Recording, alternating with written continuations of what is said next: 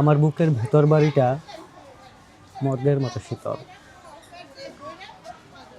4টে লাশ শুয়ে আছে ওখানে, সবগুলোই আমার। আমি প্রথমবার মারা গিয়েছিলাম অবহেলায়, দ্বিতীয়বার মরেছিলাম প্রতিশ্রুতির অকাল মৃত্যুতে, তৃতীয়বার আমাকে খুন করেছিল একজন বিশ্বাসঘাতক, চতুর্থবার মরেছি স্বেচ্ছায়। আমার বুকের ভেতর বাড়িটা মর্গের মতো শীতল। ওখানে 4টে লাশ, এখনো ময়নাতদন্ত হয়নি। কবিতাটি স্বপ্নীল চক্রবর্তীর। কবিতাটির নাম হলো ভেতর বাড়ির মর্গ।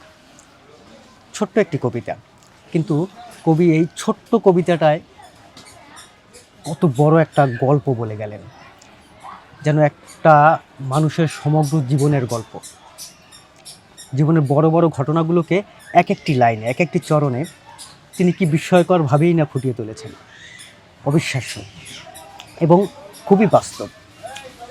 আসলে প্রতিটি মানুষেরই বুকের ভেতরে এক বা একাধিক লাশ আছে। মানুষ লাশ পোষে, নিজেদের লাশ। সেগুলোর কোনোটির ময়নাতদন্ত হয় হয়তো, কোনোটির হয় না। আপনারও হয়তো ভেতরে লাশ আছে, আপনিও হয়তো পোষেন। যিনি ক্যামেরায় আছেন তিনিও হয়তো পোষেন, আমিও পোষি। আমারও বুকের ভেতরে 2টো লাশ আছে।